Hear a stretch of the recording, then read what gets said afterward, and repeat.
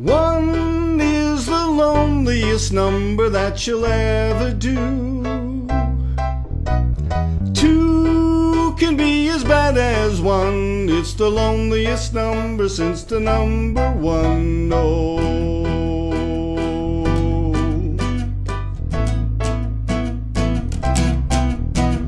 No is the saddest experience you'll ever do. Yes, it's the saddest experience you'll ever know. 'Cause one is the loneliest number that you'll ever know. Yeah, let's just do that. Hi, my name's Dan Cole. I volunteer here at the Alley. Usually on Friday nights, you find me in the kitchen.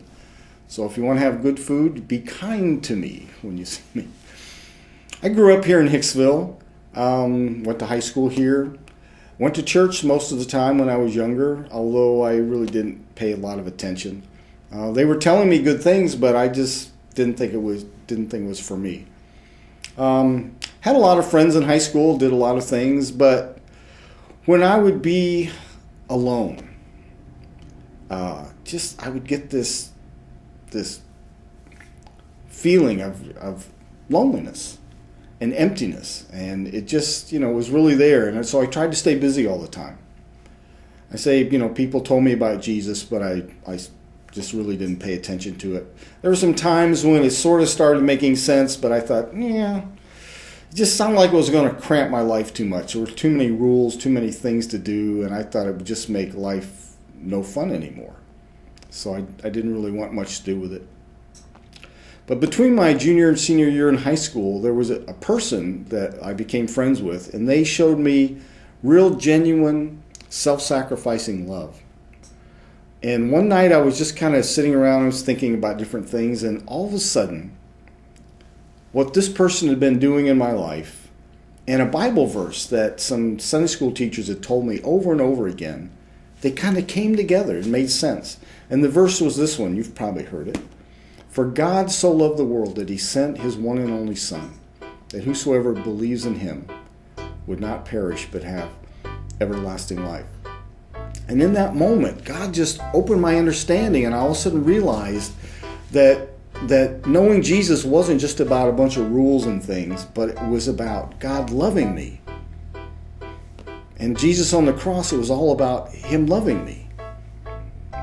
And so, I made a commitment to Christ in that moment. All those things I say that I'd heard over the years, they made sense, and I wanted that in my life. Well, I knew something had happened, but sometimes you sort of have doubts once in a while. And it was a couple months later, I played in a band in high school, and we were playing a dance after a football game early in the fall. And I was up on stage, and we were playing a song. It was a popular song at the time, and one that I really had identified with a lot up to this point, because it talks about loneliness, and it talks about emptiness, and about how one is the loneliest number. And I'm up on the stage at the high school, and we're playing this song, and I'm singing it. And in the midst of the song, I start having this conversation with myself. And the conversation went like this. It's like, I don't really feel that loneliness anymore. I don't feel that emptiness anymore. Something's different. And I said it would have been funny if the people out watching us do that song would have known what was going on in my head at that moment. But I really knew something had changed, that Jesus was in my life, and it made a real change and a difference there. And as far as all the rules and things that I was afraid of before, I heard someone say one time that perfect freedom is being a servant to the perfect master. If you find someone who knows everything about you and they only want the very best for you, then you can follow them. And that's who Jesus is.